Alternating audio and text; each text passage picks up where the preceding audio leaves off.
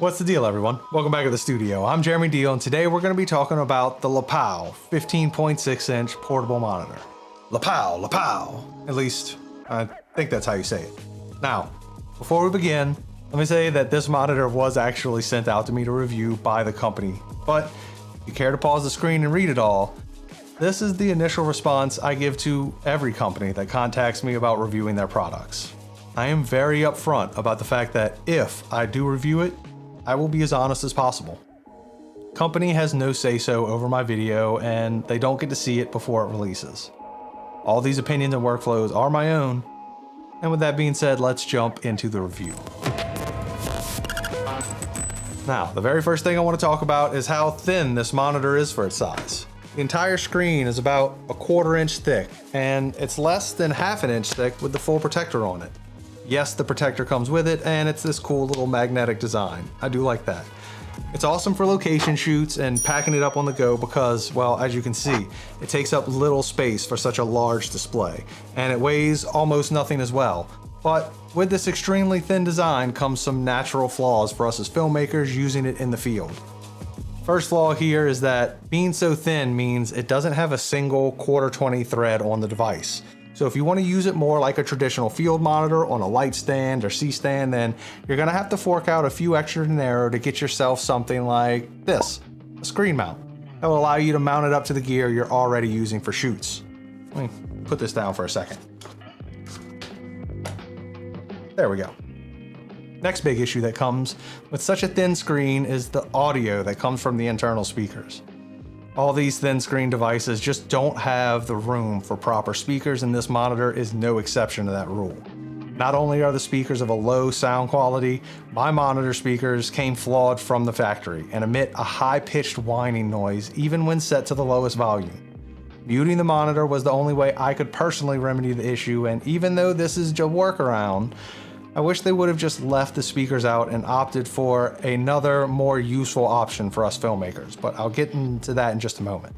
I contacted the company and was told that's not the norm for the speakers and they offered to replace it, but I'm the kind of guy who's going to review what you send me just as it comes. I know I just went on a few negatives in a row, but I assume the negative aspects of the device is what most of us are out here looking for in reviews, so I might as well get straight to those. The rest of what I have to say are more positive than negative, so let's get into some of the things that I actually do like about this cool little monitor. There we go, look at that. Let's put a little reflection on, make it look, there we go, now it looks cool. Now, the thing I like the absolute most about this monitor, and arguably the most important thing a monitor can do, is the screen itself. It's only a 1080 display, but it is clean looking. Straight out of the box, the colors are vibrant but not overly saturated. It's sharp enough to easily discern focus while not being overly sharpened to death like some other Minecrafty style screens I've used in the past are. The picture it produces looks really good, and the last shoot I pulled it out at, even the seasoned pros were impressed by its accuracy for something so cheap straight out of the box. I will admit, without any type of sunshade for it while operating it out in the sunniest part of the daytime, I had to find and seek out that shade to kind of like negate the reflectiveness of it. But never was I wanting for the screen to go any brighter. I found it to be perfectly visible while shooting midday as a review monitor between takes, and I'm trying to figure out a good way to give it that shade it requires since it didn't come with one, because that's really the only issue I had. Other thing I want to touch on here is the simplistic UI.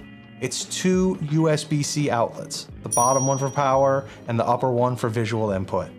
Just another small downside to how thin this screen is. It's too small for an actual HDMI port, and honestly, I much prefer the USB-C to the HDMI mini jack. I've had so many bad lucks with those cords in the past. I'm just happy to use the USB-C to HDMI cords, even if that means it's another small cost of purchasing specialty cords that go into the use of this monitor on site.